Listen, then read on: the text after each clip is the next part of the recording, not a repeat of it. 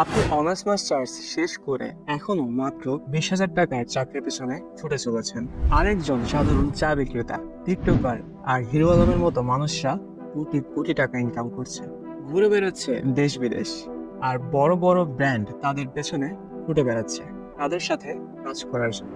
যে ব্র্যান্ডগুলোতে আপনি ছোটখাটো একটি চাকরি করার স্বপ্ন দেখেন, তাহলে সমস্যা কোথায়? সেই কেন পারছে আর আপনি কেন পারছেন না? পড়াশোনা না করে যদি কোটি কোটি টাকা ইনকাম করা যায়, তাহলে আমরা কেন এত টাকা, শ্রম আর সময় ব্যয় করে অনার্স আর মাস্টার্স কমপ্লিট করছি? তাহলে কি আমরা ভুল দিকে দৌড়াচ্ছি? আসলে কোন ষড়যন্ত্রে আটকা পড়েছি আমরা, আর এর থেকে বের হওয়ার উপায় কি? এই সবই জানবো আমরা আজকের ভিডিওতে। আমি রিয়াদ, আপনারা দেখছেন টেকি অক্টোপাস। চলুন তাহলে শুরু করা যাক।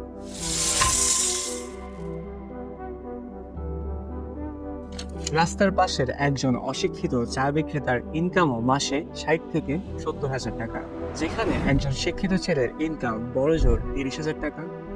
সোশ্যাল মিডিয়ার এই যুগে কেউ টিকটকে শুধুমাত্র রং তামাশা করে আয় করছে কোটি কোটি টাকা, আর সেখানে একজন শিক্ষিত ছেলে দিনে দৈনিক 12 ঘন্টা কাজ করেও তার ঘরে চাহিদা মেটাতে পারছে না। তাহলে সমস্যা কোথায়? শিক্ষিত মানুষরা কোথায় ভুল করছে?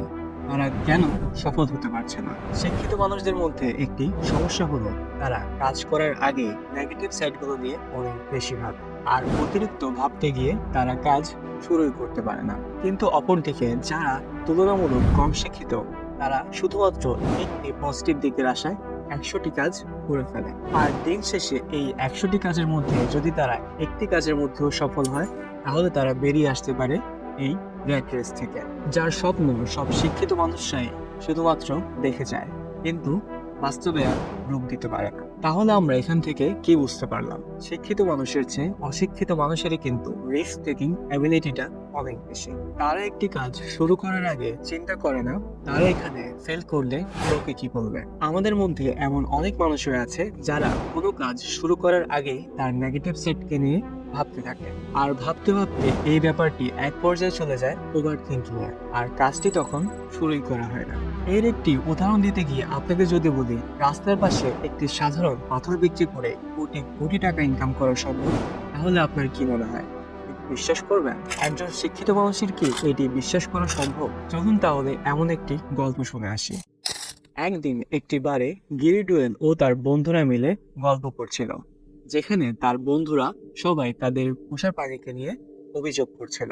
সবার অভিযোগগুলো শুনে গিরি ডুয়েল তার পকেট থেকে একটি সাধারণ পাথর বের করে আর বলা শুরু করে, এটি আমার পেট্রো, এটিকে নিয়ে আমার কোনো অভিযোগ নেই। আমার এর খাবার দাবার, যত্ন কিংবা পটি কোনো কিছু নিয়ে চিন্তা করতে হয় না, এমনকি আমি একে আমার সব সমস্যা শেয়ার করতে পারি।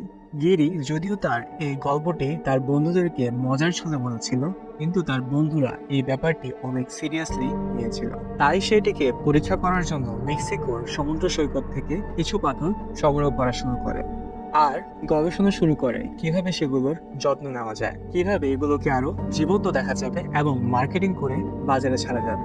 এভাবেই গিরি ও তার বন্ধুরা এক পর্যায়ে পাথরগুলোকে মার্কেটিং করা শুরু করে পেট্রো এই নামে।